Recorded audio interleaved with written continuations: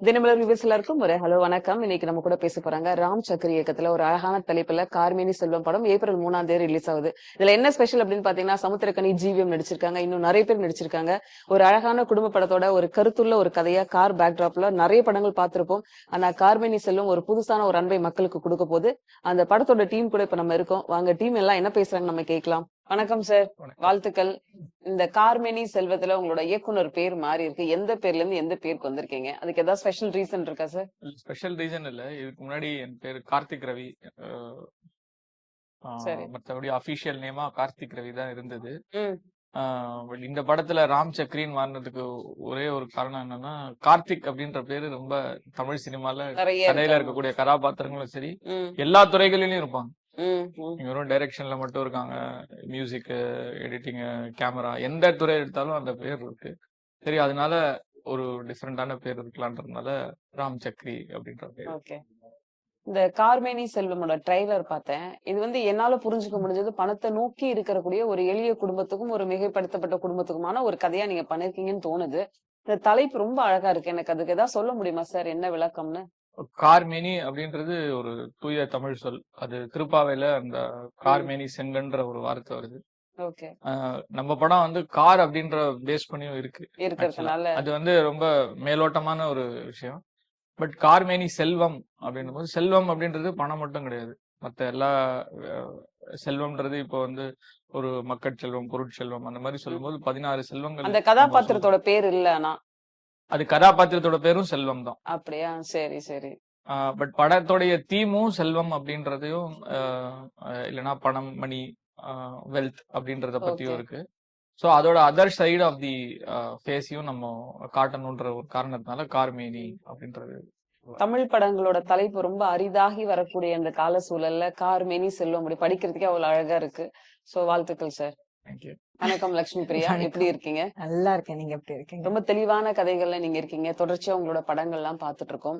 இந்த படத்துல உங்க கதாபாத்திரம் என்ன, எப்படி முதல்ல வாய்ப்பு கிடைக்குது இப்ப சொல்லுங்களேன். அது எனக்கும் தெரியல எப்படி அவங்க வந்து அந்த மாதிரி சூஸ் பண்றாங்கன்னு.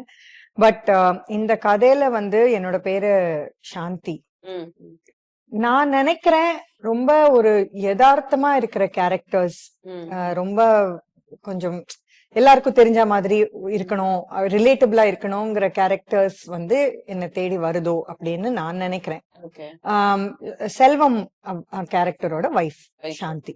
சோ இந்த கதைக்கும் இந்த கதையோட டிராவல்க்கும் ரொம்ப முக்கியமான ஒரு கதாபாத்திரம். ம், அவங்க கரெக்டா அந்த போஸ்டர்ல போட்ட மாதிரி செல்வமோட பில்லர் அந்த மாதிரியான ஒரு கேரக்டர் தான் அவங்க. அவங்க என்ன சொல்றாங்க, அவங்களோட ஆசைகள் என்ன, அவங்களோட ஆம்பிஷன்ஸ் என்ன, அதுக்கு அவங்க வந்து செல்வம் கிட்ட அதை சொல்லி அவரை எப்படி புஷ் பண்றாங்க, அதனால வாழ்க்கையில என்னென்ன நடக்குது, ம். அந்த மாதிரியான ஒரு கேரக்டர் தான். பட் இந்த கேரக்டர்ல ரொம்ப பியூட்டிஃபுல்லான ஒரு விஷயம் என்னன்னா, அது ஏன் ரொம்ப க்ளோஸ் டு ரியல் லைஃப் கேரக்டர்னா, இப்ப நம்ம ஒரு ஒண்ணு நினைக்கிறோம்னு வைங்களேன், இதுதான் பண்ணணும் அப்படின்ட்டு, அதுலயே தான் இருக்கணும்னு கிடையாது. ஒரு சினிமா பாக்குறோம் நம்ம 3 மணி நேரம், இந்த கேரக்டருக்கே வந்து ஐயோ நம்ம செஞ்சது கரெக்ட் தானா, நம்ம ஒண்ணு சொல்லிதானே இப்படி நடக்குது, பட் இது நமக்கு இப்ப வேண்டாம், அந்த எல்லா மனித மனசு வந்து இப்படி மாறிட்டே இருக்கிற ஒரு விஷயம் தானே. ஒண்ணு நினைச்சிட்டோம்னா அது திடீர்னு ஒண்ணு தோணும், அடுத்த நாளைக்கு வேற தோணும். சோ அந்த மாதிரியான ஒரு கேரக்டரா ரொம்ப ரியல்லா எழுதப்பட்ட ஒரு கேரக்டர். சோ அதுதான் சாந்தி. இந்த மிடில் கிளாஸ் கதாபாத்திரங்களுக்கு ரொம்ப அழகா நீங்க பொருத்தமா இருக்கீங்க. அதுவும் இந்த கணவன் மனைவியா நடிக்கும் போது இருக்குல்ல, சோ அதை நீங்க அப்சர்வ் பண்ணிட்டு அதை வெளிப்படுத்துற விஷயங்கள் இருக்குல்ல, அது சொல்லுங்களேன். ஒரு மனைவியா உங்களோட கதாபாத்திரங்கள் பேசுற விஷயங்கள். மனைவியா அப்படி எனக்கு தெரியல. இப்ப யூஸ்வலா நான் ஒரு கதாபாத்திரம் பண்றேன்னு வைங்களேன், நான் அதுக்கான கொஞ்சம் ரிசர்ச் பண்ணுவேன். ஒரு சில கேரக்டர்ஸ் எப்படி பண்ணும், அது வந்து ரியல் லைஃப் கேரக்டர்ஸ். அதாவது பெரிய ரிசர்ச்னா பெரிய விஷயம் இல்ல. நான் நிறைய வந்து இந்த ஷூட்டிங்க்கு போவோம்ல, ஒரு ஏரியால ஷூட் பண்ண போறோம்னா, அப்ப நான் வந்து கார்ல அந்த ஏரியா கிட்ட போகும்போது நான் ரொம்ப இப்படி ஜன்னல் விட்டு இப்படிதான் உட்காந்துருப்பேன் நான். ஏன்னா அங்க நடமாடுற மக்கள் அவங்க எப்படி உட்காந்துருக்காங்க, எப்படி நடக்கிறாங்க, என்ன மாதிரி உடைகள் அணிஞ்சிருக்காங்க, சோ அவங்களோட அப்பதான் நம்ம இப்போ ஒரு நம்ம நேரா ஒருத்தவங்க வீட்டுக்கு போயிட்டு இப்ப நான் இந்த மாதிரி கேரக்டர் பண்ண போறேன், உட்காந்து நீங்க என்னென்ன பண்றீங்க நான் பார்க்க போறேன்னு சொல்ல முடியாது இல்லையா. நமக்கு கிடைக்கிறதே ரொம்ப சின்ன ஆப்பர்ச்சுனிட்டிஸ் தான். அப்போ அதுல நம்ம டிஃபரெண்டான மக்களை பார்க்கும்போது அவங்க எப்படி உட்காராங்க, ஒரு விஷயம் எப்படி செய்யறாங்க, எப்படி நடக்கிறாங்க, என்ன பண்றாங்கிறத நம்ம டெய்லி ஷூட்டிங் போகும்போது பார்க்கும்போது ஒரு சில ஒரு மூவ்மெண்ட்ஸோ பிசிக்காலிட்டியோ அவங்க ஜெஸ்டர்ஸோ ஏதோ ஒண்ணு மனசுல நிக்கும். இல்ல யாரோ ஒருத்தர் நம்மள வந்து ஈர்ப்பாங்க, இவங்க பண்றது கொஞ்சம் இன்ட்ரெஸ்டிங்கா இருக்கு, இவங்க வந்து ஒரு மாதிரி பண்றாங்க, ஒண்ணு நிக்கிறாங்க, நடக்கிறாங்க, பேசுறாங்க, அந்த மாதிரி பண்ணும்போது நம்ம ஏதாவது ஒரு இடத்துல டவுட் வரும் நம்ம நடிக்கும் போது. இது நானா பண்றேனா இல்ல அந்த கதாபாத்திரமா பண்றேனா, அப்ப அந்த கதை நான் பண்ணா எப்படி பண்ணுவேன், கதாபாத்திரம் பண்ணா எப்படி பண்ணுங்கும் போது நம்ம அந்த ரெஃபரன்ஸுக்கு போய் சரி இவங்க பண்ணா எப்படி பண்ணுவாங்கங்கும் போது நமக்கு கொஞ்சம் இந்த கேரக்டரை உள்வாங்கி பண்றதுக்கு கொஞ்சம் ஹெல்ப்ஃபுல்லா இருக்கும். உங்களுக்கும் அந்த குழந்தைக்குமான ஒரு பாண்டிங், உங்களுக்கும் அந்த கணவருக்குமான ஒரு பாண்டிங் இந்த படத்தை பொறுத்த வரைக்கும் எப்படி இருக்கு சொல்லுங்களேன். அதுதான் அது படத்தோட கிரக்ஸ்னே நான் சொல்லுவேன். அந்த அப்படியா? பாண்டிங்கிறது வந்து ரொம்ப முக்கியமான ஒரு விஷயம் இந்த சரி படத்துக்கு. சரி. எங்களுக்கு பையனா அந்த நடிச்ச கரண் வந்து அவனும் ஒரு பயங்கரமான ஒரு ஆக்டர். ரொம்ப அவன் வந்து அங்க வாழ்ந்துட்டு இருந்தான் ஜாலியா அவன் வாட்டுக்கு. அதனால ரொம்ப ஈஸியா இருந்துச்சு அவங்களோட. ஏன்னா அவனுமே சரி, சார் அப்கோர்ஸ் கேட்கவே வேண்டாம். இவங்களோட எல்லாருமே ஒர்க் பண்றது ரொம்ப ஈஸியா, ரொம்ப கம்ஃபர்டபுளா, ஒரு மாதிரி எல்லாம் சேர்ந்து அமைஞ்ச மாதிரி ஒரு ஃபீலிங். Super super, congratulation. வணக்கம் சகோ, எப்படி இருக்கீங்க? வணக்கம் சகோ, நல்லா இருக்கேன். பல மொழிகள்லயும் தேர்ந்தெடுத்த கதாபாத்திரங்களும் இந்த கதைக்கு ஒரு பொருத்தமா இருப்பார் அப்படின்னா உங்களதான் சூஸ் பண்றாங்க. அதுக்கு வந்து உங்களோட நடிப்பா, நீங்க கொடுக்கக்கூடிய நம்பிக்கையா, இல்ல அதே கதாபாத்திரம் நீங்க இருக்கிறதா இருக்கட்டுமா என்னன்னு தெரியல. உங்களுக்கு எப்படி தோணுது இந்த கதாபாத்திரங்களுடைய தேர்வு? நடக்குது, அதுக்குள்ள நம்ம இருக்கோம் அப்படிதான் தோணுது. உம் இப்ப அவங்க சொன்ன மாதிரி ரிசர்ச் பண்றது, திட்டமிடல், இது எதுவுமே எல்லாம் எனக்கு கிடையாது. உம் உம் அது ரிசர்ச் பண்றதுக்கு தான் அவங்க இருக்காங்களே ஆமா. அப்படின்னு நீங்க தான் ரிசர்ச் பண்ணிட்டு வாங்க எழுதும் போது சரி எனக்கு சரி. வேற வேலை இருக்கு, நான் வேற ரிசர்ச் உம் என் படத்துக்கு ஏதாவது ஒண்ணு நான் நோண்டிட்டு இருப்பேன். உம் ஆனால் அந்த இயக்குனர் வந்து நம்ம கிட்ட ஒரு 5 நிமிஷம் பேசும்போது நமக்கு உள்ள ஒண்ணு மாறும். விஐபி பண்ணும்போது உம் காலையில அப்படி செட்டுக்கு போனாலே தம்பி டென்ஷன் ஆயிடுவாரு. இப்படி வந்து நீங்க எனக்கு அப்பா அண்ணன் மாதிரி வரீங்க அப்படின்னு சொல்லி நான் சொன்னேன், ஒரு 5 நிமிஷம் டைம் கொடுங்க, நான் வந்துடுறேன் அப்படின்னு சொல்லிட்டு போயிட்டு அப்படி வந்து நின்னா அந்த சீனை அவங்க எக்ஸ்பிளைன் பண்ணும்போது, அவங்க அந்த சீனை பத்தி பேசும்போது, அந்த கேரக்டர் பத்தி பேசும்போது ஆட்டோமேட்டிக்கா மூஞ்சி பெருசாயிடும், உம் உடம்பு தளர்வாயிரும். உம் அதுக்குள்ள எவ்வளவு தூரம் ஆழமா இறங்குறோமோ அதுவா நம்ம மாறுவோம். உம் அது இறைவன் அருள், ஓகே. பெற்றோர்களுடைய அருள், அப்படிதான் நான் நினைக்கிறேன். ஏன்னா நிறைய விஷயங்கள், எவ்வளவோ பணம் வச்சிருக்கிறவங்க எல்லாம் ஏதோ செஞ்சிடணும் கலையில வந்து அப்படின்னு சொல்லி உள்ள வந்து போட்டோவை கூட நேரா நிக்க முடியாது. உம் உம் அவங்க நிப்பாங்க, ஆனா கோணையா தெரியும் போட்டோல, உம் அது எடுத்துக்காது. ஓகே. ஆனால் இது இவ்வளவு தூரம் ஒரு பெரிய விஷயம் நடக்குது அப்படின்னா அது உம் எல்லாருடைய அருள் தான் நான் நினைக்கிறேன். ரத்னம் படத்துல கௌதம் மேனன் கூட நடிச்சீங்க, அடுத்து இந்த படத்துல நடிக்கிறீங்க. அந்த காம்போவே எங்களுக்கு வந்து அந்த ஸ்கிரீன்ல பார்க்கும் போதே இந்த படத்தை பார்க்கணும்னு ஒரு எண்ணம் தோணுது. நம்மள அவர் எங்களுக்கு எல்லாம் ஆப்போசிட்டா இருப்பாரு. ஏன்னா 2 ரவுடி கேங்கு, அதுங்களுக்கு பஞ்சாயத்து பண்ண வர கலெக்டர், உம் அது வேறையா இருந்துச்சு. உம் இதுல நானும் கௌதமும் உண்மையா எப்படியோ அப்படியே இருந்தோம். ஓ சரி அந்த சரி. மாதிரி ஒரு வாய்ப்பு உம் அவரோடு இருந்தது வந்து, நடிச்சது, நாங்க பேசிக்கிட்ட விஷயங்கள், இது எல்லாமே வந்து ரொம்ப இயல்பா அமைஞ்சது. படத்துல கதைப்படி அவருக்கு நீங்க கார் ஓட்டுறீங்களா? ஆமா, அவர்தான் என்னுடைய முதலாளி. ஆஹ் அவருக்கு நான் வந்து சாரதி. உம் அதுல இருக்கக்கூடிய அன்பு, பேரன்பு, உம் அந்த டிஸ்கஷன்ஸ் எல்லாமே ரொம்ப அழகா இருக்கும். இந்த கதையை பொறுத்த வரைக்கும் பணம் தான் பிரதானமா இருக்கா, இல்ல மக்கள் பணத்தை நோக்கி போற விஷயமா, இல்ல இந்த பணத்துக்கும் இந்த பணம் கதைக்கும்? என்னெல்லாம் செய்யும் உம் நம்மள, உம் உம் பணம் எதையெல்லாம் செய்ய வைக்கும், எங்கெல்லாம் ஓட வைக்கும். சரி சரி. கடல் கடந்து தேசத்தை தாண்டி தள்ளி விட்டுரும் பணம். உம் அதனால நீங்க பணத்தை எப்படி கையாளுறீங்களோ அப்படிதான் நீங்க காப்பாற்றப்படுவீர்கள் அப்படின்றது. ஓகே. ஒரு கதையை நீங்க எப்படி தேர்ந்தெடுக்கிறீங்க? இந்த படத்துல நம்ம நடிக்கலாம், ஏன்னா உங்களை நோக்கி 100,000 கதைகள் வருது, ஆனா இந்த படத்துல நம்ம நடிக்கலாம் அப்படின்றது எதை பேஸ் பண்ணி நீங்க? கதை தான் நம்மள தேர்ந்தெடுக்குதுன்னு நினைப்பேன். அப்படியா? படிச்சு முடிச்ச உடனே ஒண்ணு சொல்லும், ஒண்ணு தோணும். இது பண்ணலாம் அப்படின்னு. உம் அத உடனே செஞ்சிடணும். உம் நிறைய பணம் தரோம்லாம் சொல்லுவாங்க, ஆனா அங்க போகாது. உம் உம் எதுவுமே இல்ல அப்படின்னு சொல்றவனோட போக தோணும். உம் உம் அப்படிதான் என்னுடைய. அதே மாதிரி பணம் தர்ற இடத்துலயும் போய் நடிச்சிருக்கோம். அது வேற மனிதர்கள் காரணமா இருப்பாங்க, ஓகே. அங்க இருக்கக்கூடிய மனிதர்கள். உம் ஏன்னா வெறும் கதையை மட்டும் பார்த்து போறது இல்ல, அங்க இருக்கக்கூடிய மனுஷங்களை. ஏன்னா ஒரு 15 நாள் 20 நாள் கேரக்டரா பண்ணுவோம். உம் உம் இந்த மாதிரி பண்றதுக்கு இதுக்கெல்லாம் ஒரு 40 நாள் 45 நாள் வாழணுமே. உம் அங்க போய் அவங்க ஒரே சொல்ற ஷெட்யூல்ல எடுத்த படமா இல்ல இது? இல்ல இல்ல அது வந்து உம் என்னாலதான் கொஞ்சம் தாமதமாச்சு. ஓகே அது ஒரு 2-3 ஷெட்யூல் பண்ணோம். Okay okay. துபாயோட சேர்த்து 4 ஷெட்யூல். ஓ, வெளிநாடுலாம் இருக்கா கதையில? ஆமா. அது என்னாலதான் லேட் ஆச்சு. உங்க கதை தான் நம்மளை நகர்த்தும், கதை நம்மளை நகர்த்தும். அது இல்ல அப்படின்னா அங்க இருக்கக்கூடிய மனிதர்கள் நகர்த்துவாங்க. ஓகே. நல்ல மனிதர்களா இருப்போம், நமக்கு அவங்களோட போய் அவங்களோட பேசணும், உட்கார்ந்துருக்கணும், அவங்களோட ஒர்க் பண்ணணும்னு ஒரு ஆசை வரும், அப்ப போகும் அந்த மாதிரி. நீங்களும் ஒரு இயக்குனர், ஜிவிஎம்மும் ஒரு இயக்குனர். அவரோட நடிக்கும்போது நீங்க அவர்கிட்ட பார்த்து கத்துக்கிட்ட விஷயங்கள் ஏதாச்சும், இல்ல அவரு உங்கள பார்த்து ஏதாவது சொல்லியிருக்காரா? கண்ணி நாங்க உங்கள என்ன மாரி செய் என்னாலலாம் நடிக்க முடியல அப்படின்னு ஏதாவது சொல்லியிருக்காரா? நாங்க சாதாரணமா எப்படி இருப்போமோ அப்படிதான் இருந்தோம். அப்படியா? சாதாரணமா எப்படி இருப்போமோ அப்படிதான் இருந்தோம். ம். அது அவரு கொடுத்த அந்த நம்பிக்கை, கிராஃப்ட் தான். ஃப்ரீடம். அவர் எழுதின வசனங்களுக்கு நாங்க உருமாறணும். அதான். ஓகே. ஜிவிஎம் வந்து அற்புதமான ஒரு நடிகர். என்னன்னா, ம். ஒரு இயக்குனர் வந்து சிறப்பான நடிகனா இருந்தா தான் அவன் இயக்குனர் ஆக முடியும். ம். ம். கிட்டத்தட்ட நடிகன் அப்படின்றவன் அவனுடைய கதாபாத்திரத்தை மட்டும்தான் நடிப்பான். ஆனா இயக்குனர்ன்றவர் அதுல ம். எழுதியிருக்க இந்த இடுக்குல நடிக்கிறவங்கள வரைக்கும் ம். இவர் எழுதும்போது இவருக்குள்ள ஒரு விஷுவல் வந்திருக்கும். இவர் நடிச்சு பார்த்திருப்பாரு, எழுதியிருப்பாரு. ஏன்னா எல்லாமுமா இருக்கிறவன் தான் இயக்குனர். ம். அதனால வந்து இந்த மாதிரி குட்டி குட்டி ரோல்ஸ் எல்லாம் அப்படி சாதாரணமா ஜாலியா வாங்க வாங்க போலாம் அப்படின்னு சொல்லிட்டு எடுத்துட்டு போயிடும். இன்னொன்னு எங்களுக்கு அந்த கேரக்டர்ல இருந்து மாற முடியாது. நாங்க அதுல அது அது அதுலயே தான் இருப்போம் இந்த கதாபாத்திரத்திலே. அப்படின்றதுனால. வேற ஏதோ பேசிட்டு இருப்போம், சிரிச்சிட்டு இருப்போம், ரெடி டேக் அப்படின்னு உடனே டக்குன்னு செல்வம் ஆயிரும், அவர் சம்பத் ஆயிடுவாரு. ம். அப்படிதான் நிற்போம். ஓகே. அப்படிதான் நாங்க. இப்போ ராஜமௌலில இருந்து தெலுங்கு நடிகர்கள் அவ்வளவு பேர் கூட பிரபாஸ் எல்லாத்தையும் ஒரு பயங்கரமா எல்லாருமே தேடப்படுற நடிகரா நீங்க இருக்கீங்க. தமிழ்லயும் நிறைய நடிகர்கள் உங்க படங்களை நடிக்கணுங்கிறாங்க. இது எப்படி நீங்க பாக்குறீங்க? தெலுங்கு சினிமா எப்படி இருக்கு? தமிழ் சினிமா எப்படி இருக்கு? என்ன எல்லாமே ஒரே மாதிரியான சினிமா மேக்கிங் தான். வைஸ் எப்படி நீங்க பாக்குறீங்க? எல்லாமே ஒரே சினிமா தான்மா. இந்தியன் சினிமா இப்ப ம். மாறிடுச்சு. இப்ப தமிழ் தெலுங்கு எல்லாம் பிரிச்செல்லாம் பார்க்க முடியாது. ம். ம். நல்ல படைப்பா இருந்தா தேசம் முழுவதும் போகும். ம். இந்த பேன் இண்டியா படங்கள்லாம் உங்களுக்கு நம்பிக்கை இருக்கா? பேரே பிடிக்கல. ம். அது என்ன பேன் இந்தியா? ம். படைப்பு படைப்பு அவ்வளவுதான். அது ஒரு படம். அது வந்து அதோட வீச்சு என்னன்றது, அதுல எவ்வளவு சக்தி இருக்கோ அந்த அளவுக்கு அதோட வீச்சு இருக்கும். ஓகே. ம். உங்க அன்பு தம்பி சசிகுமார் படத்துல நீங்க நடிக்கிறதா இருக்கட்டும், அவரோட இயக்கத்துல நீங்க நடிச்சாலும், உங்க இயக்கத்துல அவர் நடிச்சாலும், அந்த காம்போவே வந்து எங்களுக்குலாம் அவ்வளவு ஒரு சந்தோஷத்தை கொடுத்திருக்கு. ம். திரும்பி எப்ப நாங்க அந்த மாதிரி ஒரு காம்போ ஆரம்பிச்சாச்சு. இப்ப பார்க்கலாம்? என் படத்துல அவர் நடிச்சிருக்காரு. அப்படியா? ஸ்கூல் ஸ்கூல்லயா? பஸ்ன்னு ஆ. அவர் நடிச்சிருக்காரு. அடுத்து அவரை வச்சு ஒரு படம் டைரக்ட் பண்ண போறேன். ஓகே. ம். Super, super. அவர் படத்துலயும் ஒரு படத்துல நடிச்சிருக்கேன் நானு. அப்படியா? ஏதாவது ஆபத்து பாந்தவங்க தான் அப்படி போன போட்டு சகோ எங்க இருக்கீங்க அப்படின்னா அந்த ஒரு 2 நாள் வந்துட்டு போங்க உன்ன போய் பண்ண வேண்டியது. இதை விட வேற என்ன இருக்கு? கண்டிப்பா, கண்டிப்பா. அதுல கிடைக்கிற சந்தோஷம் வந்து ஒரு 100 படம் நடிக்கிறதுல கிடைக்கிற சந்தோஷம் அந்த 2 நாள்ல கிடைக்கும்.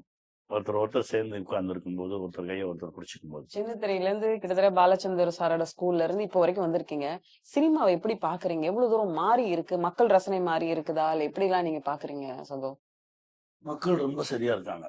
ம். ம். நான் சினிமாவை என் தாய் மாதிரி தான் பார்ப்பேன். ம். பரவாயில்ல. பெரிய கடல். ம். ம். யாரு வேணாலும் வலைய போடலாம். ம். எல்லாருக்கும் ரைட்ஸ் இருக்கு. அவங்க சக்திக்கு தகுந்த அளவுக்கு பிடிச்சிக்கலாம். இதுல நீ பெருசு நான் பெருசுலாம் கிடையவே கிடையாது. ம். உங்களுக்கு எவ்வளவு சக்தி இருக்கோ நீங்க அவ்வளவு மீன் பிடிச்சிக்கலாம். அப்படிதான் நான் சினிமாவை பாக்குறேன். ரீசென்ட் டேஸ்ல தமிழ் படைப்பாளிகள்லாம் அழகழகான கதையை கொண்டு வராங்க. முன்னாடிலாம் கேரளால தமிழ் சினிமா பார்த்து அவங்கள பத்தி நிறைய பேசிட்டு இருந்தோம். இப்ப வரக்கூடிய தமிழ் படங்கள் ரீசென்ட் டேஸ்ல நல்ல நல்ல கதைகளா வருது. நீங்க சமீப காலமா அந்த படங்கள்லாம் பார்த்திருக்கீங்களா? என்னென்ன எல்லா படம்? படைப்புமே அற்புதமான படைப்புகள் தான். ம். திரை ம். ரொம்ப அற்புதமான ஒரு படைப்பு. என் தம்பி படம் டூரிஸ்ட் ஃபேமிலி. அதை விட ஒரு மனித நேயத்தை பேசக்கூடிய ஒரு படைப்பு என்ன இருக்க போகுது. நான் அந்த படம் பார்த்துட்டு சொன்னேன். ம். இந்த நூற்றாண்டின் ஆகச் சிறந்த படம் அப்படின்னு சொன்னாங்க. ஓகே. நிறைய எல்லா இடத்துலயுமே அற்புதமான படைப்பாளிகள் இருக்காங்க. இங்க அங்க இங்கெல்லாம் பிரிக்கிறது. யார் ஒரு நல்ல படம் எடுக்கிறாரோ அவன் நம் சொந்தம், அவன் நம் சகோதரன், அவனை கை பிடிச்சிட்டு அவனோட போக வேண்டியதான். சார் நீங்க சொல்லுங்க. ஒரு படத்தை எடுத்துட்டீங்க. ஒரு படத்தை கொண்டு போய் சேர்க்க போறீங்க. ஏப்ரல் மாசம் படம் ரிலீஸ். இதுக்குள்ள சேலஞ்சஸ் எப்படி நீங்க பாக்குறீங்க? கிட்னி வரைக்கும் வலிக்குதுன்றது. ம்?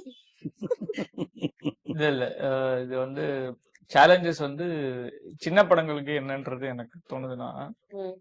ஃபர்ஸ்ட் இந்த தேதி முடிவாகுது. ம். ம். இந்த தேதி முடிவு என்ன இப்போ ப்ரமோஷன்ஸ்க்குன்னு ஒரு பெரிய பட்ஜெட்டோ இதுவோ கிடையாது. ம். இப்போ ஏப்ரல் 3 அப்படின்னு நான் ஒரு தேதி போடணும்னு நினைக்கிறேன்னா அதுக்கு எனக்கு ஒரு கன்ஃபர்மேஷன் கிடைக்கணும். ஓகே. இப்போ வந்து இப்போ எங்களுக்கு பிவிஆர் ஐநாக்ஸ்ன்றவங்க டிஸ்ட்ரிபியூட் பண்ணும்போது அவங்க ஓகே. கிட்ட கேட்ட ஃபர்ஸ்ட் ரிக்வெஸ்ட் தான். ம். தேதி போட்டுறணும், கொஞ்ச நாள் முன்னாடில இருந்து ஆரம்பிக்கணும் ப்ரமோஷன்ஸ். ஓகே. பெருசா பண்ண முடியும். இப்போ இல்லைன்னு வச்சுக்கோங்களேன். இப்போ நாங்க நெக்ஸ்ட் வீக் பண்ண போறோம் இம்மிடியேட்டானா, அப்போ அந்த ரிலீஸ் வீக்ல தான் படம் என்னன்றது தெரிய வரும். ஸோ ம். அங்கேயும் நமக்கு தேதி இல்ல, வருமா வராதான்னும் போது அப்ப எப்படி நம்ம ப்ரமோஷன்ஸ் பண்ண முடியும்? இது ஃபர்ஸ்ட் எனக்கு ஒரு இதுவா தோணுது. ஓகே. ரெண்டாவது கூட என்ன மாதிரியான படங்கள் வரும், நமக்கு எவ்வளவு தேட்டர்ஸ் கிடைக்கும், ம். ம். என்ன மாதிரியா ஷோஸ் கிடைக்கும், என்ன இதுன்ற அந்த ஒரு சின்ன கன்ஃபியூஷன். ஸோ அந்த கூட வர படங்கள் என்னன்றது சில சமயங்கள்ல ம். கரெக்டா தெரிய மாட்டேங்குது. அந்த விஷன் இல்லாததுனாலையும் ஒரு ஒரு ஒரு சின்ன ஒரு கன்ஃபியூஷன், ஒரு டென்ஷன் இது இருக்கு. இது 2 தேர்தல் தான் எனக்கு தெரிஞ்சு ரிலீஸ் பொறுத்த ம். வரைக்கும். ஓகே. இது தேர்தல் சமயமா இருக்கிறதுனால இந்த படத்த கொண்டு போய் திரையரங்குக்கு மக்கள வர வைக்கிறது அப்படிங்கிற ஒரு விஷயத்த எப்படி பாக்குறீங்க?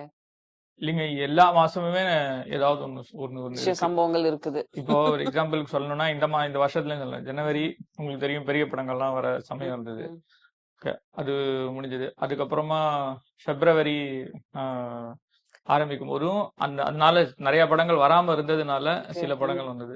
அப்புறம் மார்ச் வந்த உடனே தேர்தல் தேதி எப்போன்னு தெரியல, தெரிஞ்சதுக்கு அப்புறம் சொல்லலாம் அப்படின்னு சொன்னாங்க. ஓகே. ஆனா அதுக்குள்ள மார்ச்ல வந்து இது ஃபேமிலி படமா இருக்கு, அப்போ எக்ஸாம்ஸ் எல்லாம் இருக்கு, 10th 12th 11th எல்லாம் ப்ராப்ளம் இருக்கும்.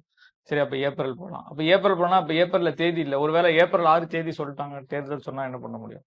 ஓகே. இப்ப இதுக்கு நடுவுல ஐபிஎல் வந்துரும். ஐபிஎல் வந்ததுன்னா யாரும் வெளில வர மாட்டாங்க, ம். வெயில் காலம் தான். இப்ப நாங்க ஏப்ரலுக்கு அப்புறம் வரோம்னு வச்சுக்கோங்களேன், மே வரோம்னு வச்சுக்கோங்களேன், இப்ப தேதி தெரியலன்னு சொல்லி நிறைய பேர் ரிலீஸ் பண்ணாம இருப்பாங்கல்ல. ம். ம். இப்ப அடுத்து தொடர்ந்து படங்கள் இருக்கு. மேல ஆரம்பிச்சு ஆல்மோஸ்ட் ஜூலை இது வரைக்கும். அப்புறம் மழை காலம்னு ஒண்ணு வரும். ம். அப்புறம் தீபாவளி பண்டிகை நாள்.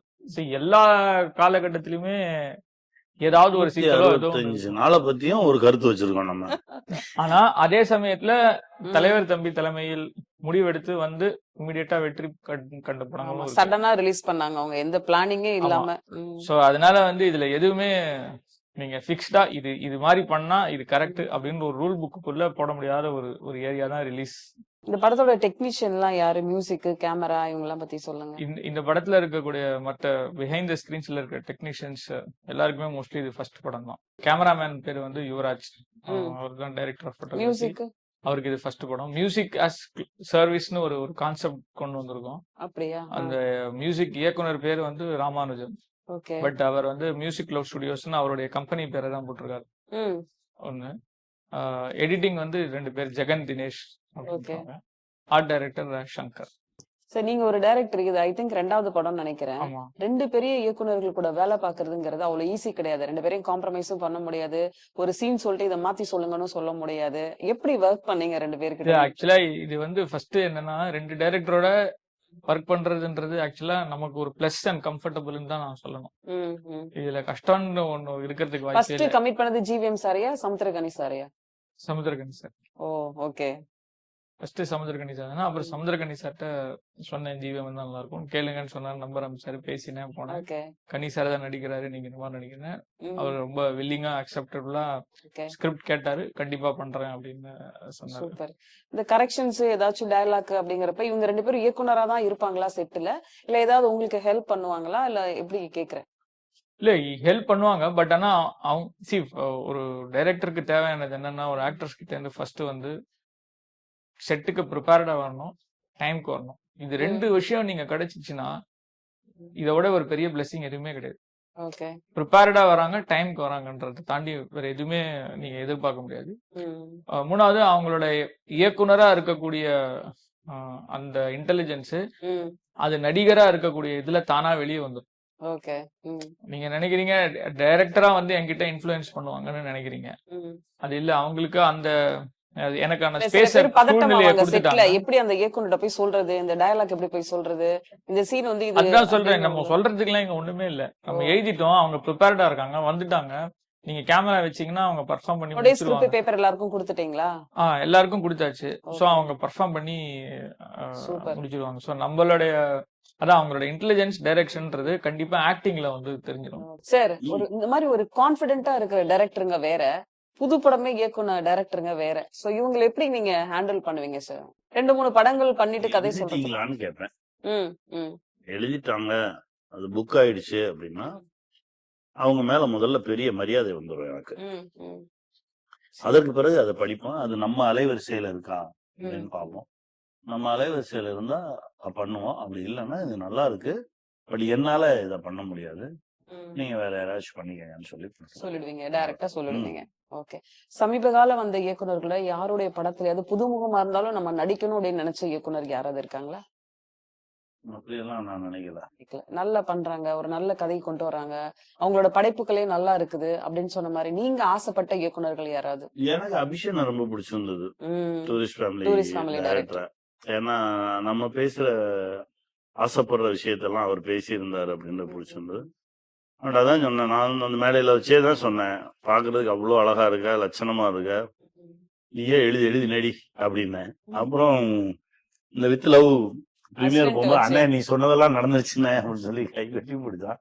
சரி என்னடா எழுதிட்டியா அப்படின்னு கேட்டேன். இல்ல எழுதிக்கிட்டே இருக்கேன். எழுதி முடிக்கிற வரைக்கும் இன்னும் 2 படம் நடி, அப்புறமா எழுது அப்படின்னு.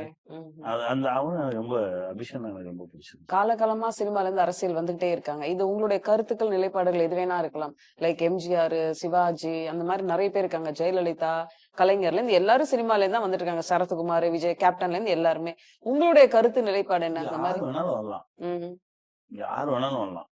ஜனங்களுக்கு நல்லது செய்யுங்க, அவ்வளவுதான். ம், ம். அது ஒண்ணுமே இல்லை.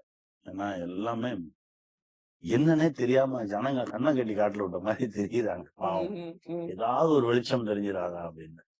அப்படி ஒருத்தங்க வந்தா ரொம்ப சந்தோஷமா இருக்கும். உங்களுக்கு இது வரைக்கும் அரசியல் சம்பந்தப்பட்ட அழைப்புகளோ இல்ல உங்களுக்காண்டி ஒரு விஷயம் அதுக்கான ஆள் நான் இல்ல. எனக்கு ஆசையும் என்ன வந்தது இல்ல. தெரியும்ல, ம். அதற்கு நான் சரியா வர மாட்டேன்.